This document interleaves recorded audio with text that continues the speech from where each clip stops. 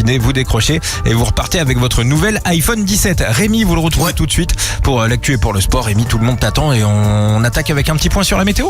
Ouais, et c'est pas terrible si vous êtes sur le sud-ouest. On a des averses un peu orageuses là du sud de l'Aquitaine aux Pyrénées, des ondées qui vont se multiplier au fil des heures et s'étendre même au Languedoc-Roussillon et des Alpes au Var. Sur le reste de la moitié sud et ouest du pays, ce sera un peu voilé, mais relativement ensoleillé, alternance de passages nuageux et de belles éclaircies sur la Normandie et des Hauts-de-France, au Grand Est et au Jura.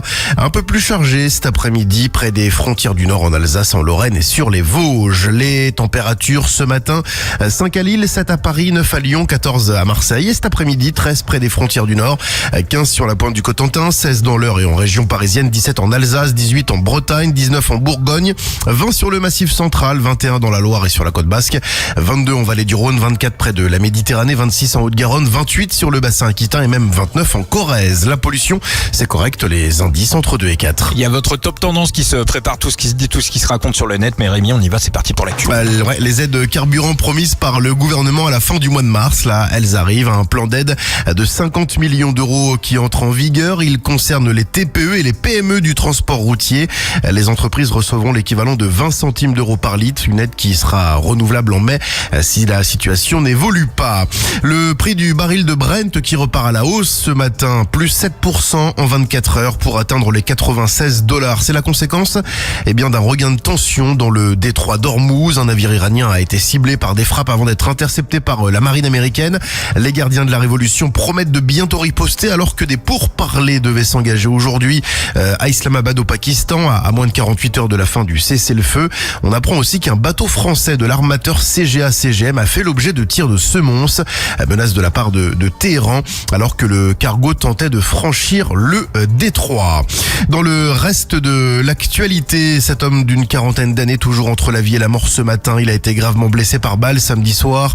L'individu a été visé par le tir d'une gendarme près de Toulouse. Il se serait montré menaçant lors de l'intervention des forces de l'ordre suite à des faits de violence conjugale. Qui peut bien s'en prendre au cimetière? Des vols ont été constatés en Mayenne, dans le Morbihan et en Ille-et-Vilaine. Des statues en bronze de la Vierge Marie ont été dérobées, des tombes ont aussi été dégradées. Une enquête est en cours. Et puis, cette terrible tuerie de masse aux États-Unis, une fusillade a fait 8 morts en Louisiane. Les victimes sont des enfants âgés de 1 à 14 ans. D'autres blessés ont été recensés. Le suspect présumé est le père de 7 des 8 mineurs qui ont été abattus. Il a pris la fuite avant de détourner un véhicule et d'être abattu par la police. Une enquête est en cours pour déterminer ses motivations. On enchaîne avec le sport, Rémi. Yes, le sport et la Ligue 1, les résultats de la 30e journée, il y a pas mal de matchs, pas mal de choses à dire. Victoire déjà de Lyon, 2-1 face au Paris Saint-Germain, et ça permet aux Lyonnais d'être 3e du classement, aux Lensois de revenir à 1 point du Paris Saint-Germain. Donc rien n'est fait encore dans ce championnat. Un but partout entre Nantes et Brest, victoire du Paris FC 3-1 face à Metz, victoire de Rennes 3-0 contre Strasbourg et 2-2 entre Monaco et Auxerre. Tout ce qui se dit, Rémi, tout ce qui se raconte sur le net, on y va pour le top tendance. Et on revient sur le match entre le PSG et l'OL avec la victoire donc de Lyon, 2-1. Qu'est-ce qu'on en dit sur les réseaux? Non mais putain, on fait un match de fou contre Liverpool, mais pas foutu de sécuriser le championnat, pas foutu de tirer un péno correctement. Voilà, ça c'est à la une du top tendance. C'est bon, c'est pas la peine de paniquer, on est très bien, on va gagner la Ligue 1. Concentrons-nous sur la Ligue des Champions, ou encore Lyon n'est pas mort, la place en Ligue des Champions est toujours possible. La deuxième place pour Justin Bieber, ou plutôt une fan de Justin Bieber qui a essayé de lui toucher les parties intimes pendant son deuxième concert lors du festival, vous savez, aux States, le festival Coachella. Moi perso, j'ai vu la position de la meuf, j'aurais plutôt essayé moi de lui tripoter le cul. Là on rigole, mais imaginez si ça avait été l'inverse, ça aurait été un scandale, c'est un manque de respect. Ou encore, parlez pas de respect avec Bieber, on parle du mec qui crachait sur ses fans quand il était au balcon de son hôtel.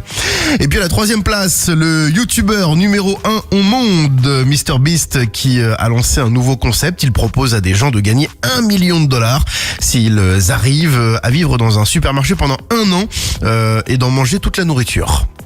Ah ouais? Pourquoi pas? Ouais, ça c'est un truc que je pourrais faire. Oui.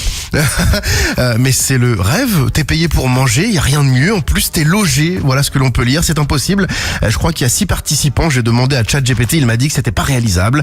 Ou encore les mecs vont prendre 150 kilos, ça vaut pas le coup, même pour 1 million. Bon, merci beaucoup Rémi, on va te retrouver dans moins de 3 minutes, tu vas rester dans le coin. On va te retrouver avec Guifoul et toute l'équipe pour la fameuse traditionnelle compile des bourrés du week-end, c'est juste après Nono la Grinta. À tout à l'heure.